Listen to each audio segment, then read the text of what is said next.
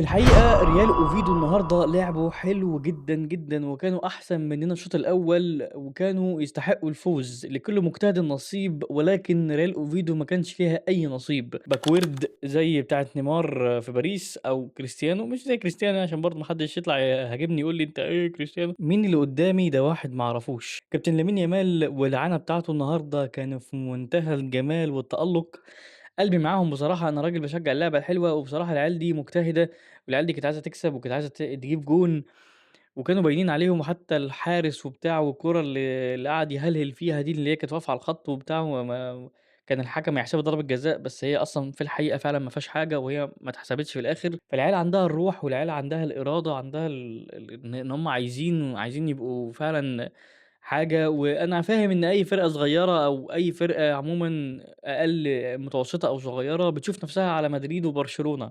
يعني بيبقى بالنسبة لهم ده حدث أصلًا في الكورة عندهم إن هم إيه، رايحين يلعبوا فرقة زي كده، عاملين أداء بصراحة فوق كويس بشوية، ولكن الأخطاء بتاعتهم في الشوط التاني هي اللي خلّت برشلونة طبيعي إن هو يكسب الماتش، وإحنا فعلًا كسبنا الماتش، ولكن في كام نقطة برضه عايزين نتكلم فيها وندّي كل واحد حقه، وندّي الراجل اللي واقف على الخط ده بتاعنا كابتن هانز فليك حبيبنا وعشيقنا ده، ندّي له حقه برضه عشان ده راجل تعب معانا جامد جدًا، جدًا يا جدعان، لو أنت وصلت لحد الفيديو حُط لايك ويالّا بينا نتكلّم على ريال أوفيدو وبرشلونة، وكسبنا 3-0 على ريال أوفيدو، فرقة أول مرّة أشوفها وأسمع عنها، يعني مش أول مرّة بس يعني تاني مرّة تقريبًا، ولكن برضه أنا مش عاجبني فكرة إن إحنا مش قادرين نكسب من بدري، يعني الشوط الأول كان برضه في معاناة وشد وجذب وما شُطناش ولا كورة على الجون أصلًا، صباح الفل يعني، وكنا بنعاني وكان ممكن أوفيدو تجيب فينا جون وكده تبقى مصيبة وكده تبقى كارثة، مش أي حد من هَب ودَب ومعدّي يجيب فينا جون،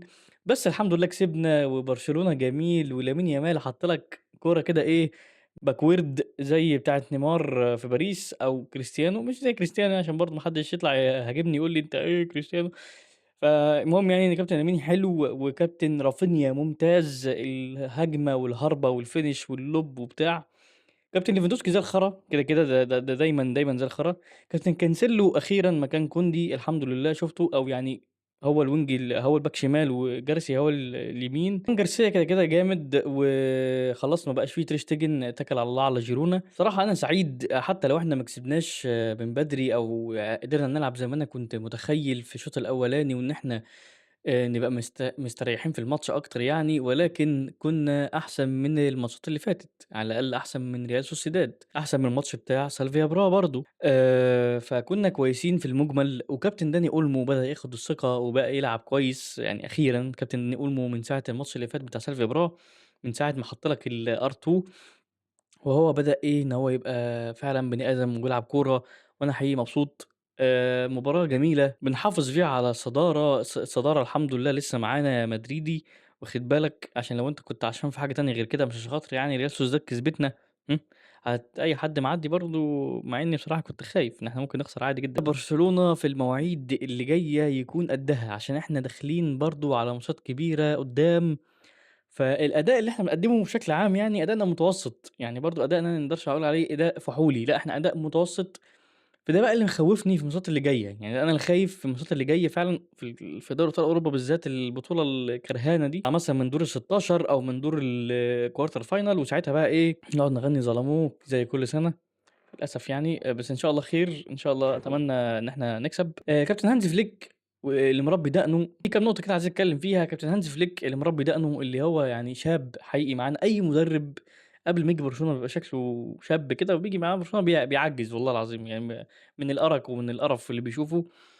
فكابتن هانز فليك يعني ربنا يكون في عونه، بس هو راجل بيحب النادي وأنا باحبه، ومهما عمل برضه أنا عايز الراجل ده يكمّل معانا كتير، كتير، لإن هو فعلًا خلق عندنا شخصية، وإن في أصلًا مدرب على الخط عنده شخصية، الراجل ده أنا هاتكلّم عليه يعتبر أكتر جزء دلوقتي، لإن الراجل ده بجد من ساعة ما جه وهو بيتعب، وباين عليه إن هو بيتعب، وأول موسم عمل لنا حاجات كتير أوي، وخدنا حقنا من بايرن ومدريد، وكسبنا مدريد كتير فشخ وسكورات ومش عارف إيه، لأ الراجل ده يا جماعة واتهاجم كتير أوي والoffside trap ومش offside trap ولعيبة من عنده مشيت قوية زي إنيجو مارتينيز وكمّل عادي، وعنده جيرارد مارتن وعنده بلاوي وعرف إزاي يطلّع منهم، ورافينيا اللي كان هندي، ولامين يامال بالعلامة بتاعته والحوارات بتاعته الجديدة دي، ونيكي نيكول ومش نيكي نيكول وليفاندوفسكي والعظمة الكبيرة وكوندي والهطل بتاع فيعني لأ الراجل ده بجد ليه جنة، ويعني عمل اللي عليه بصراحة معانا ولسه بيعمل اللي عليه. أنا باحب الراجل ده جدًا، جدًا، وعايزه يكمّل معانا. أنا كنت سمعت إن هو كان بيفكّر إن هو طبعًا السيزون اللي فات إن هو يخلّص ويمشي، بس لأ جدد كمان وعايزه يجدد كمان وكمان ويكمّل معانا عادي جدًا. والمدرب اللي بعد كده برضه يبقى جوارديولا، بس غير كده مش هاقبل. هانز فليك يعيش معانا بتاع مثلًا 5 سنين، طبعًا 5 سنين عادي جدًا، وييجي بعديه جوارديولا بقى، يقعد بقى معانا أي حبّة حلوين برضه. نتكلم شوية على الفنيات والتكتيكات والحبشتكنات اللي في الماتش من اللعيبة. كابتن كانسيلو أداء مقنع الحمد لله، أحسن من بلدي شويتين 3 كدفاع وكده. الواد كانسيلو ده أصلًا يعني كويس وبيلعب بقلبه فعلًا مع برشلونة. المدافعين ما عنديش عليهم كلام كتير، الاتنين كويسين مقبولين. إيريك جارسيا باك يمين، الفنيات بتعوّضها الروح، وده بالنسبة لي إيريك جارسيا إن هو ما عندوش فنيات أوي ولكن الروح بتعوّض الكلام ده. عندك نُص الملعب طبعًا كابتن أولمو نجم المباراة بالنسبة لي، لإنه عمل assist برضه للامين. الكورة اللي جابها لامين كانت assist خطير، برضه ترافيلا والجون اللي جابه برضه كان جون حلو، مع إنه لعيب بطيء. يعني هو في الtotal لعيب بطيء، لعيب يعني طينته تقيلة، بس لمسته للكورة حلوة، مشكلة، بس هو رتمه بطيء في الماتشات الكبيرة، والماتشات السريعة ضد الفرق الكبيرة بيبقى يعني مش إضافة خالص، لأ بالعكس ده بيبقى يعني بيماينصنا والله العظيم. بس تمام يعني overall أنا مقتنع وأنا حابب بس overall أنا مقتنع وحابب أولمو. يعني أولمو عمل برضه شغل عالي. كابتن لامين يامال والإعانة بتاعته، أنا طلعت كذا مرة وقعدت أتكلم وأقول إن أنا يعني شايف الواد ده ما بقاش زي الأول، ما تعملش زي نيمار، ما تبقاش زي نيمار. أنا عارف إن هو غصبٍ عنّك وإن أنت في سِن صغيّر ومش عارف إيه وبتاع، بس برضه يعني حاول تبقى professional زي ميسي، يعني مش زيه بس حاول تقلّده شوية، إن أنت تبقى نفس العقلية. العقلية سهل إن أنت بس هي لو عندك القابلية إنّك تبقى كده أصلًا يعني. بس وكابتن رافينيا هي بقى دي العقلية أكتر عقلية باحبها في الفرق دلوقتي. هو كابتن رافينيا الراجل البرازيلي اللي مش بدماغ برازيلي، لأ بدماغ راجل فعلًا عاقل، دماغ راجل كبير قائد في الملعب. رافينيا بعد ما خد ثقة في نفسه السنة اللي فاتت وقدر إن هو يعمل موسم خطير، من بعدها الضغط اتشال من عليه وبقى فعلًا لعيب كورة محترم يُعتمد عليه، وأنا من ساعتها وأنا باحبه وهافضل دايمًا أحبك يا رافينيا. أنت أي نعم كبير سِنًا شوية وأتمنى إنك تكمّل معانا كتير أوي وتخش معانا في التلاتينات وآخر التلاتينات. لعيب كبير أنا باحبه جدًا رافينيا، قائد في الملعب. باحس بفرق أصلًا لمّا بيكون مصاب، يعني باحس إن ما فيش قائد كده في الملعب فعلي. يعني مثلًا ديونج لو قائد، بس ديونج برضه باحسه ناعم يعني اللي هو قشطة يعني، بس رافينيا باحسه فعلًا اللي هو قائد في الملعب. اللعيبة نفسها بتتأثّر بوجوده. لامين يامال ما باحسش إن هو الوحيد النجم، لأ أنا معايا جنبي واحد تاني نجم فبيأدّي بيبقى أنا باحس كده، باحس إن هو لأ لازم يكون النجم جنبه نجم، عشان خاطر يعرفوا يستفزوا بعض ويطلّعوا أحسن ما عندهم. عتابي الوحيد على مركز المهاجم، والله العظيم يا جماعة إحنا عندنا مهاجم محترم، كان زماننا جايبين مثلًا الماتش ده مثلًا 5، 6 جوان. يعني مهاجم يعرف من أقل فرصة يجيب لك جون. عايزين ألفاريز، يعني أنا هافضل كل فيديو أنده على ألفاريز وأقول له تعالَ بالله عليك امشي على ليفاندوفسكي وخُد في إيدك فيران توريس، مش عايزينكم أنتم الاتنين مع ألف سلامة. يعني مثلًا عندك واحد زي روني بردغجي ده، أنا شايف إن هو ماشي، هو مش أعلى مستوى في الدنيا، بس هو بيحاول وعنده الإمكانيات.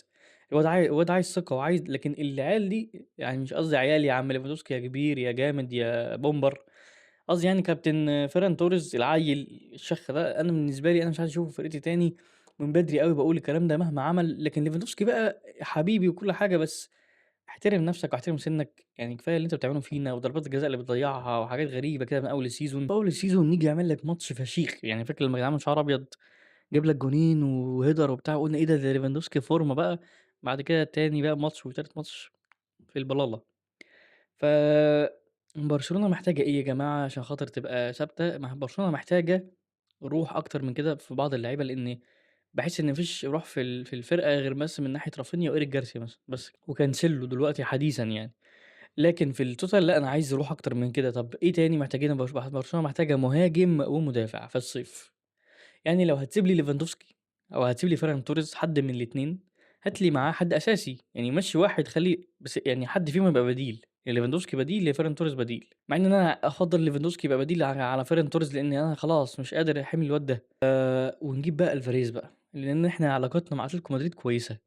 وبنtrade لعيبة مع بعض حلو أوي. جريزمان خُد جريزمان وهات فيا، خُد جريزمان وهات سواريز، خُد مش عارف أردا توران، إحنا إيدينا بيننا وخدوا الإنجيلي مثلًا، فالدنيا بيني وبينهم حلوة، فأنا عايز بعد إذنك كابتن ألفاريز تعالَ والحقنا، عايزين مهاجم ومدافع وستكون برشلونة مكتملة السنة الجاية، وِش كده. هتقول لي طب وحارس مرمى بديل شيزني، ماشي، يعني ممكن نطلّع أي حارس من لاماسيا كده مثلًا كويس ونمشّي شيزني، أصلًا يعني مش شكّيت إن هو يكون مشي من النادي، باحس إن أنا ما باشوفوش خالص أصلًا، تمام، خَد نَفْسه ومشي مع تير شتيجن، بس يعني في المُجمل أنا يعني مبسوط من الفرقة حتى الآن، وكابتن هانز فليك أنت الرجل العظيم، أنت اللي خدتنا من ظلمات إلى النور، حقيقي شكرًا ليك يا كابتن. أنا هاقيّم هانز فليك أدّي له 10 من 10 وبوسة ونجمة، وهاقيّم دلوقتي بقية اللعيبة في الماتش. خوان جارسيا كان ثابت زي ما هو وحافظ على شباكه، فهادّي له 10 من 10. كابتن كانسيلو أنا باحبه شخصيًا، بس هادّي له 9 من 10، يعني برضه كان في أكتر أحسن من كده شوية. الاتنين دفاع مع بعض كده بالصلاة على النبي 8، 9 من 10 كويسين برضه. الباك اليمين إيريك جارسيا هادّي له 7 من 10. هو دايمًا أصلًا يعني إيريك جارسيا تحس إن هو سبعاوي كده. اتنين نُص الملعب هادّيهم 8 من 10 ما عدا كابتن داني أولمو هادّي له 10 من 10 يعني عشان يكون متشجّع عشان خاطر هو هيتفرّج على الفيديو أكيد. وكابتن أولمو بصراحة أنا مبسوط إن هو بدأ يبقى في مستوى محترم، مستوى شبيه لأولمو بتاع أسبانيا، فيعني أتمنى إن هو فعلًا يثبت على الوضع ده، ويبقى لمسته فعلًا للكورة حلوة كده، ما يبقاش متخلِّف. فهادّي لك 10 من 10 يا كابتن أولمو، اتكل على الله. وكابتن لامين يامال بصراحة النهارده كان 10.5 من 10، كان تحفة، كان جامد، والجون اللي جابه ده جامد فشخ. فأتمنى إن هو يفضل كده فعلًا ويبطّل الإيجو، ابعد عن الإيجو خالص، ابعد عن الصحافة، ابعد عن السوشيال ميديا يا اسطى، خليك زي ميسي كده واتكل على الله، تمام. كابتن ليفاندوفسكي ما عملش حاجة عدلة، بس يعني مش عايز أكون قاسي عليه برضه، هادّي له 5 من 10. كابتن رافينيا 10 من 10 ونجمة وبوسة، لإن ده القائد بتاع الفرقة الحقيقي الفعلي. أنا كده مبسوط بالفرقة، فأنا كده مبسوط باللعيبة أهو، ده يعني وبادّيهم تقييم حلو عشان ما تقولوش بس إن أنا باقيّمهم تقييم وحشة وباتفرّج على ماتش من الراديو والهطل اللي كنتم بتقولوا لي في ماتش مثلًا مصر ده. الماتشات اللي جاية، المدعكة اللي جاية في الشهر اللي جاي ده، نبقى قدّها وقدود عشان إحنا داخلين على حاجات كبيرة جدًا. وأتمنى إن أنا أبقى مبسوط وأطلع كده أتكلم وأنا مبسوط، مش وأنا قرفان من الدنيا، من وأنا مخنوق وإحنا مش عارفين نكسب، إحنا مش عارفين نعمل إيه. فلأ، أتمنى الفوز إن شاء الله لينا في كل المواعيد القادمة. قُل لي رأيك سيب لي رأيك في الكومنتات، أنت شايف هل فعلًا هانزي فليك الراجل ده يكمّل معانا مثلًا كام سنة؟ كابتن ليفاندوفسكي شايفه يكمّل معانا والّا خلاص كده؟ وأنت رأيك من رأيي في حوار المهاجمين ده والّا لأ؟ كابتن كانسيلو كبير في السِن ولكن كبير مقامًا برضه، قُل لي رأيك فيه إيه، الدنيا معاك إيه؟ وبس.